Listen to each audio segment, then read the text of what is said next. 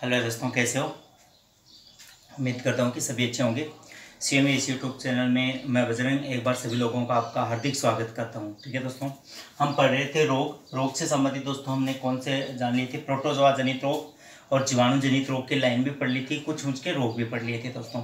आशा करता हूँ कि पिछले वीडियो आपको बेहद ही अच्छे लगे होंगे दोस्तों। ठीक है दोस्तों, हमारे चैनल पर आप अगर यदि नए हैं तो प्लीज़ हमारे चैनल को सब्सक्राइब जरूर कीजिएगा और सब्सक्राइब करने के बाद साथ में ही बेल आइकन का बटन को प्रेस कर दीजिए, ताकि आपको जो भी वीडियो अपलोड होता है उसका नोटिफिकेशन तुरंत मिल जाए और वो वीडियो आप देख पाएँ दोस्तों। ठीक है, यानी वंचित न रह पाए दोस्तों वीडियो से। तो आप जिस भी एग्ज़ाम की तैयारी कर रहे हैं उन सभी एग्ज़ामों के लिए उपयोगी है।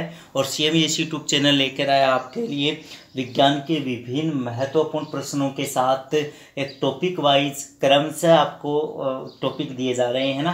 तो आप ज़रूर अपने दोस्तों को शेयर कीजिएगा और ज़्यादा से ज़्यादा अपने दोस्तों के साथ हमारे साथ जोड़िए, ताकि वो भी अपनी तैयारी को मजबूत रख पाएँ दोस्तों। ठीक है, आज हम देखेंगे रोग के बारे में। अगला जो हम क्या पढ़ रहे थे दोस्तों, देखो जीवाणु जनित रोग से, यानी क्या पढ़ रहे थे?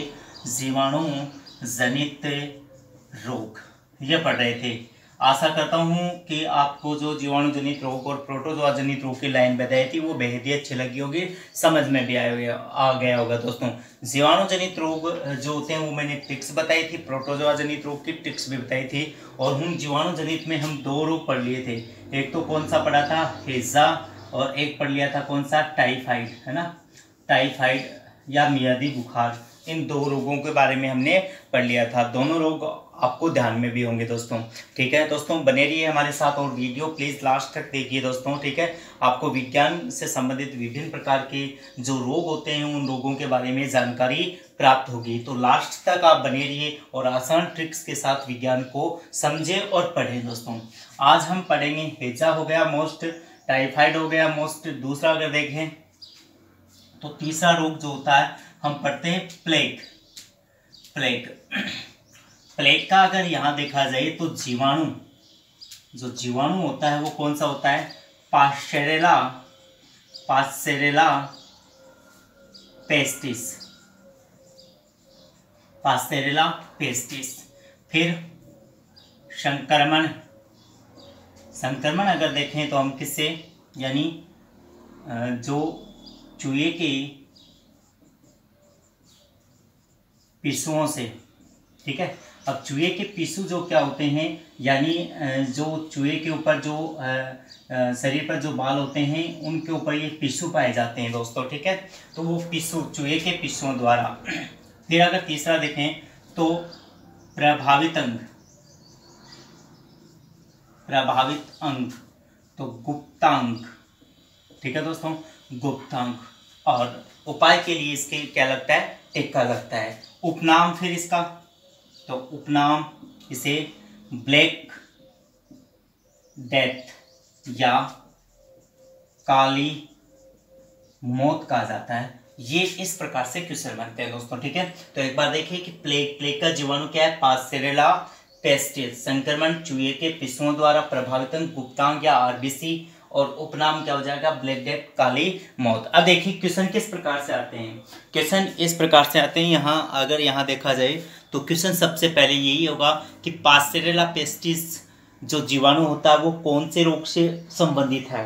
पहला तो क्वेश्चन ये है। ठीक है, ये आ सकता। दूसरा अगर ये देखें तो चूहे के पिस्सुओं से फैलने वाले रोग का नाम बताइए, ये पूछ सकता है दोस्तों। ठीक है, तीसरा क्वेश्चन अगर ये देखें तो कौन सा पूछ सकता है कि किस रोग या जीवाणु जनित रोग को ब्लैक डेथ या काली मौत के नाम से जाना जाता है दोस्तों। तो आंसर क्या होना चाहिए? हमें प्लेग आंसर होना चाहिए। ठीक है दोस्तों, आशा करता हूँ यहाँ तक आपके समझ में आ गया होगा। ठीक है, नंबर चौथा रोग अगर देखें तो कौन सा? लाइन याद रही होगी, क्रम से चले तो क्रम से, नहीं तो वैसे भी आप ध्यान में रख सकते हैं दोस्तों। ठीक है, नंबर चौथा अगर यहां देखें तो कौन सा होगा कि टिटनस देख लेते हैं। टिटनस का जीवाणु इंपोर्टेड होता है दोस्तों। क्या होगा? क्लास्ट्रीडियम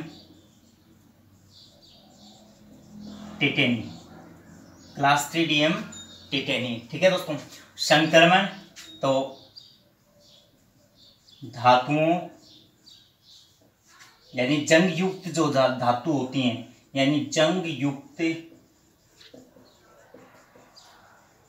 धातुओं से चोट लगने पर संक्रमण, कोई भी लोहे वगैरह की कील चोट लगती है तो टिटनेस रोग उत्पन्न हो सकता है। प्रभावित अंग देखें तो इसमें कौन सा होता है दोस्तों, तंत्रिका तंत्र प्रभावित अंग होता है। और उपाय के लिए ATS एंटी टेटनस सीरम या TT टिटनेस टॉक्सोइड का क्या लगता है दोस्तों, इंजेक्शन लगता है। तो ये ध्यान में रखेंगे टिटनेस से संबंधित। टिटनेस का अगर देखें तो जीवाणु कौन सा होता है दोस्तों, एक मिनट देख लेते हैं वापस कि टिटनेस का जीवाणु कौन सा होता है, क्लास्ट्रीडियम टिटेनी होता है, क्लास्ट्रीडियम टिटेनी। संक्रमण क्या है, धातुओं या जंग युक्त धातुओं से चोट लगने से क्या होता है दोस्तों, टिटनेस रोग होता है। प्रभावित अंग क्या है, तंत्रिका तंत्र इसमें प्रभावित अंग होता है दोस्तों, ठीक है। और उपनाम क्या है इसका, ATS यानी TT जो होता है, सॉरी उपनाम नहीं है इसमें, ये सॉरी दोस्तों इसका करेक्शन करेंगे हम, यहाँ ये उपाय के लिए है दोस्तों, उपाय 88 यानी एंटी टेटनस सीरम और TT टेटनस टॉक्साइड। उपनाम जो होगा वो इसका उपनाम होगा, यानी अगर यहाँ देखा जाए तो इसे लोक जो या धनुष्टंका रोग कहते हैं, धनुष्टंकार रोग कहते हैं। तो आप देख सकते हैं कि क्वेश्चन इस प्रकार से पूछा जा सकता है कि किस रोग को लोकजो ओब्लिक धनुष्टंकार रोग कहते हैं। आंसर क्या होगा, टिटनेस या क्लास्ट्रीडियम टिटेनी कौन सा जीवाणु जनित रोग का जीवाणु है, तो आंसर क्या होगा, टिटनेस, ठीक है। यह उपाय के लिए पूछ सकता है या प्रभावित अंग पूछ सकता है। इसमें तंत्रिका तंत्र के साथ अगर यहाँ देखें तो उपयुक्त कौन से होंगे, यहाँ मांसपेशी, क्योंकि मांसपेशियों में एंटन आ जाता है। अगर तंत्रिका तंत्र ऑप्शन और मांसपेशी ऑप्शन दोनों दे रखा है तो हम कौन से को टिक करेंगे दोस्तों, मांसपेशी को ही टिक करेंगे, क्योंकि यहाँ पर अगर देखें तो सबसे ज़्यादा मांसपेशियाँ ही इससे प्रभावित होती है दोस्तों, ठीक है। तो यहाँ तक टिटनेस के बारे में ये इतना है। तो आशा करता हूँ कि टिटनेस के बारे में आपको समझ में आ गया होगा। और ये ध्यान में रखें क्योंकि टिटनेस से संबंधित प्रभावित अंग का पूछ रहा है, तंत्रिका तंत्र और मांसपेशियां दोनों ही ऑप्शन में दे रखा है, तो हम क्या करेंगे, उसमें मांसपेशियों को ही टिक करेंगे दोस्तों, ठीक है। आशा करता हूं कि टिटनेस रोग को आपको समझ में आ गया होगा दोस्तों। यहाँ तक ये है टिटनेस से संबंधित, ठीक है। अब इसके बाद में अगर देखें तो पांचवा जो रोग होता है वो पांचवा हम TB के बारे में पढ़ेंगे। और TB, ठीक है। TB अगर देखें तो पहले हम उपनाम कर लेते हैं कि TB को किस नाम से जानते हैं। TB का उपनाम तपेदिक, या इसे बोलते हैं क्षय, या इसे बोलते हैं काक, ठीक है। तपेदिक, क्षय या काक। जीवाणु क्या होगा, माइक्रोबैक्टीरियम ट्यूबरकलोसिस है ना, TB का पूरा नाम भी ट्यूबरकलोसिस होता है। संक्रमण अगर देखें तो दूषित हवा। प्रभावित अंग देखें तो कौन सा, श्वसन तंत्र, जिसमें मुख्य क्या होंगे दोस्तों, फेफड़े, ठीक है। और लक्षण अगर देखें तो फेफड़े में एल्वोली फट जाती हैं माइक्रोबैक्टीरियम ट्यूबरकुलोसिस के साथ, और खांसी के साथ खून आना और बार बार खकार उत्पन्न होता है। उस खकार में माइक्रोबैक्टीरियम ट्यूबरकुलोसिस बहुत भयंकर होते हैं दोस्तों। तभी क्या होता है कि जो वातावरण में उससे थूक को अगर मान लो थूक दिया जाता है तो कोई व्यक्ति वहां से जा सकता है, तो हवा के माध्यम से उस व्यक्ति में श्वसन के द्वारा वो प्रवेश कर सकता है और उस व्यक्ति को भी TB होने की संभावना बन सकती है दोस्तों, ठीक है। अब यहाँ देखें तो उपाय के लिए उपनाम ऊपर आ गया कि उपाय के लिए है, तो उपाय के लिए डोट्स पद्धति अपनाई जाती है। और डोट्स पद्धति में क्या है, 6 महीने की खुराक दी जाती है यदि किसी व्यक्ति के TB के लक्षण दिख जाते हैं, यानी डायरेक्ट ऑब्जर्वेशन थेरेपी सोट्रिन्स, इस पत्ती के द्वारा 6 महीने की खुराक दी जाती है, जिसमें विभिन्न प्रकार की साल्ट युक्त दवाओं का उपयोग किया जाता है दोस्तों। ठीक है, आशा करता हूँ कि टीबी वाला भी रोग आपको समझ में आ गया होगा दोस्तों। तो एक बार देखें, टीबी का उपनाम तपेदिक या क्षय या क्या कहेंगे, इसे काक रोग कहेंगे दोस्तों। ठीक है, क्षय या काक रोग। दूसरा, जीवाणु क्या है टीबी का, तो हमें पता होना चाहिए। जीवाणु होता माइक्रोबैक्टीरियम ट्यूबरकुलोसिस दोस्तों। ठीक है, फिर अगर देखें तो संक्रमण क्या होता है दोस्तों, संक्रमण है इसका यानी दूषित हवा से। और प्रभावित अंग क्या है दोस्तों, प्रभावित अंग से है यानी श्वसन तंत्र या फेफड़े होता है। ठीक है दोस्तों, और उपाय के लिए कौन सी पत्ती के द्वारा दी जाती है दवा, डोड्स पद्धति के द्वारा दी जाती है दवा। ठीक है, आशा करता हूँ कि ये रोग आपके समझ में आ गए होंगे। 5 रोग हमने कर लिए दोस्तों। ठीक है, अब अगर यहाँ देखा जाए तो इसके बाद में और कौन से थे, यानी लाइन जो आपको ध्यान में है उससे अगर देखें तो हमने कौन कौन से रोग कर लिए। देखो, हैजा कर लिया, टाइफाइड कर लिया, टिटनस कर ली और टीबी कर ली। 4 रोग पढ़ लिए हमने ना, जो महत्वपूर्ण है। इसके बाद में अगर देखें तो और कौन से हैं जो यहाँ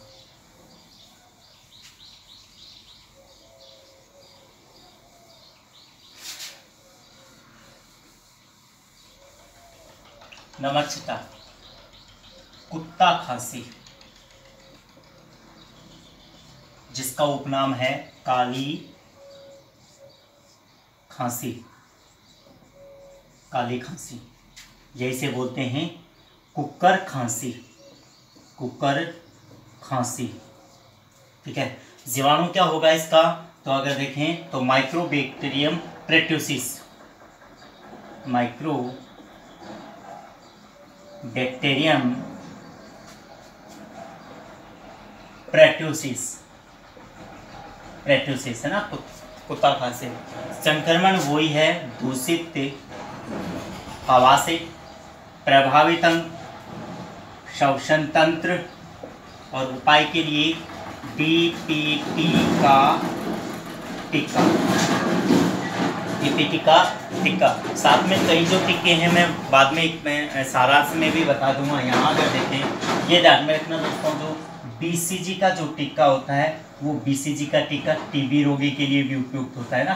टीबी रोगी के लिए उपयुक्त कौन सा टीका होता है, बीसीजी का टीका। यहाँ डीपीटी का टीका। दूसरा ये भी ध्यान में रखेंगे, डीपीटी का टीका 3 रोगों के लिए उपयुक्त होता है। 3 रोगों के लिए उपयुक्त होता है। वो 3 रोग कौन से हैं, एक तो होता है डिप्थीरिया, दूसरा होता है प्रेट्यूटिस, और एक होता है इसमें कौन सा, टिटनस, है ना। टीबी नहीं है, ध्यान में रखेंगे दोस्तों। और ये दे सकता है कि डीपीटी का जो टीका होता है वो टीका कितने रोगों के लिए उपयुक्त होता है, तो वो 3 रोगों के लिए उपयुक्त होता है दोस्तों।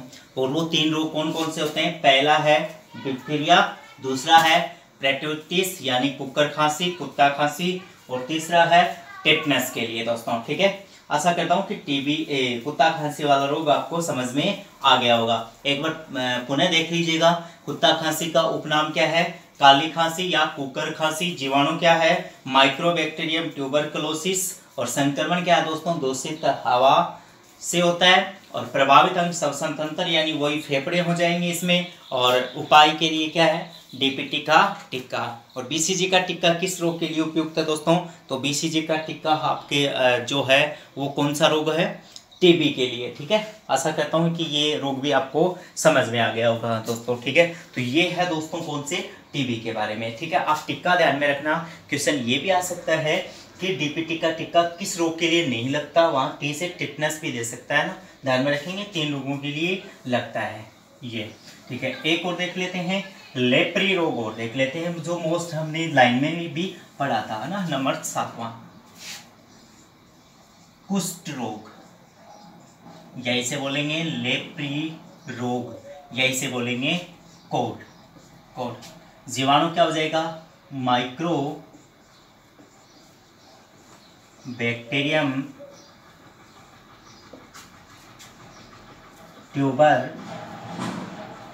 कलोसिस, माइक्रोबैक्टीरियम ट्यूबरकुलोसिस। संक्रमण अगर देखें तो संक्रमण होता है संप्रक्षे। प्रभावित अंग देखें तो क्या हो जाएगी दोस्तों, त्वचा।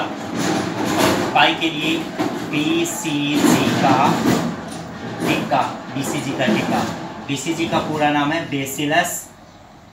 Bacillus plummet Guérin. कई बार पूरा नाम भी पूछ लेते हैं, ध्यान में रखेंगे। और एक उपाय के लिए दी जाती है डोप्सिन औषधि दी जाती है, ठीक है। और डोप्सिन औषधि किस, यानी सल्फर या गंधक युक्त होती है। गंधक युक्त औषधि जो होती है, उस औषधि का क्या है, यहाँ कुष्ठ रोग या लेप्री या कोढ़ रोग में क्या है, उसे दिया जाता है दोस्तों, ठीक है। तो ये है कुष्ठ रोग के बारे में। तो एक बार पुनः देखें कि कुष्ठ रोग क्या है। कुष्ठ, लेप्री या कोढ़। जीवाणु क्या है दोस्तों, जीवाणु है माइक्रोबैक्टीरियम ट्यूबरकुलोसिस, ठीक है। संक्रमण संप्रक्षे, यानी एक व्यक्ति को दूसरे व्यक्ति के कपड़े वगैरह या उसे सीधे संपर्क में आने से कोढ़ या लेप्री हो सकता है, कुष्ठ रोग हो सकता है। और प्रभावित अंग क्या है, त्वचा, यानी त्वचा है वो लेप्री या कोढ़ से क्या है, गलना प्रारंभ हो जाती है। धीरे धीरे संपूर्ण शरीर क्या है दोस्तों, नष्ट होने लगता है। और उपाय के लिए बारे में आपसे पूछे तो क्या है, BCG का टीका, यानी बेसिलस प्लूमेट ग्यूरिन का टीका। और साथ में डोप्सिन औषधि दी जाती है। और डोप्सिन औषधि सल्फर या गंधक युक्त होती है, ठीक है। और कल क्या बताई थी दोस्तों कि कोनिन औषधि किस रोग के लिए दी जाती है, आशा करता हूँ वो भी आप ध्यान में होना चाहिए। ऐसे कोनिन औषधि मलेरिया रोग के लिए उपयुक्त की जाती है, ठीक है दोस्तों। तो आशा करता हूँ यहाँ तक ये समझ में आ गया होगा कि कुष्ठ रोग, लेप्री या कोढ़ है, उसका जीवाणु क्या है, माइक्रोबैक्टीरियम ट्यूबरकुलोसिस होता है। संक्रमण संप्रक्षे है। प्रभावित अंग क्या है, त्वचा है। उपाय BCG का टीका। TB और कुष्ठ दोनों में BCG का टीका उपयुक्त होता है, ठीक है। और DP टीका 3 रोगों के लिए है। तो BCG का 2 रोगों के लिए, DP टीका 3 रोगों के लिए होता है दोस्तों, ठीक है। बेसिलस प्लूमेट ग्यूरिन इसे कहते हैं। और डोप्सिन औषधि यानी सल्फर युक्त औषधि का भी उपयोग किया जाता है दोस्तों। ये मुख्य हमारे जीवाणु जनित रोग थे। एक और देख लेते हैं न्यूमोनिया रोग के बारे में दोस्तों, ठीक है। तो ये है न्यूमोनिया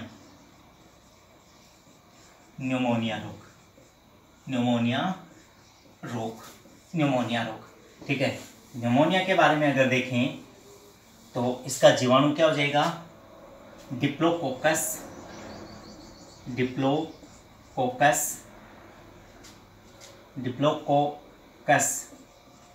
न्यूमोनी दोस्तों, ध्यान में रखेंगे। डिप्लोकोकस न्यूमोनी, स्ट्रेप्टोकोकस न्यूमोनी और माइक्रोबैक्टीरियम न्यूमोनी, आगे न्यूमोनिया, तीनों प्रकार के जीवाणु किसके लिए, न्यूमोनिया रोग के लिए उत्तरदायी होते हैं। संक्रमण क्या होगा, तो दूषित तरल पदार्थ जिसमें जल भी हो सकता है, लिक्विड जो भोज्य पदार्थ होते हैं वो भी हो सकते हैं दोस्तों, ठीक है। और प्रभावित अंग क्या होंगे, तो इसमें श्वसन तंत्र यानी वही क्या होंगे, फेफड़े। जबकि तरल पदार्थ कहाँ जाता है, हमारी आहार नाल में। लेकिन बच्चे में एपिग्लोटिस कपाट कम अल्प विकसित होने के कारण और डिप्लोकोकस न्यूमोनी वो क्या है, आहार नाल की बजाय फेफड़े में पहुंच जाता है। और बच्चे को कौन सा रोग हो जाता है, न्यूमोनिया रोग हो जाता है, जिसमें हल्की बुखार के साथ उनके धीरे धीरे न्यूमोनिया के लक्षण प्रकट होने लगते हैं। और उपाय के लिए अगर देखें तो विभिन्न प्रकार के साल्ट युक्त औषधि दी जाती हैं, ठीक है। तो हम उपाय नहीं पढ़ेंगे क्योंकि पैरामेडिकल एग्जाम की हम तैयारी नहीं कर रहे हैं, सिर्फ हम कम्पिटिटिव एग्जाम जो हमारे लेवल तक आ सकती है उस चीज़ के लिए, तो वो चीज़ हम कट कर देंगे। अनावश्यक चीज़ आपको बिल्कुल भी नहीं पढ़नी है। और CMS यूट्यूब चैनल में भी आपको अनावश्यक रूप से कोई चीज़ नहीं बताई जाएगी, सिर्फ फैक्ट अच्छे जो एग्जाम में आ सकते हैं वही बताए जा रहे हैं दोस्तों, ठीक है दोस्तों। तो हमारे चैनल के साथ ज़्यादा से ज़्यादा आप अपने दोस्तों को जुड़िए और आप भी हमारे वीडियो को लास्ट तक देखिए और विज्ञान के से संबंधित विभिन्न प्रकार के फैक्ट आप जानिए दोस्तों, ठीक है। हाँ, ये हम ध्यान में रखेंगे, नोट लगा के ये लिख सकते हैं आप कि न्यूमोनिया रोग अधिकतर 6 वर्ष के बच्चों यानी 6 वर्ष के बच्चों में अधिकतर होता है। यानी अधिकतम 6 वर्ष के जो बच्चे होते हैं उनमें अधिकांशतः कौन सा रोग होता है दोस्तों, न्यूमोनिया रोग होने की संभावना बनती है। तो ये हमारे कौन से रोग थे, जीवाणु जनित रोग। और एक लास्ट क्वेश्चन और कर लेते हैं इसमें। क्वेश्चन ये है कि दो ऐसे जीवाणु जनित रोग हैं जो सेक्सुअल डिजीज एसटी है ना, या एसटीडी सेक्सुअल ट्रांसफर डिजीज के अंतर्गत हैं, जो एसडी हैं, है ना। कौन कौन से हैं? पहला एक है कौन सा? सिफिलिस, और दूसरा रोग कौन सा है? तो वो है, सिफिलिस को हम आत्सक भी कहते हैं, आत्सक, और दूसरा है सुजाक है ना। सुजाक को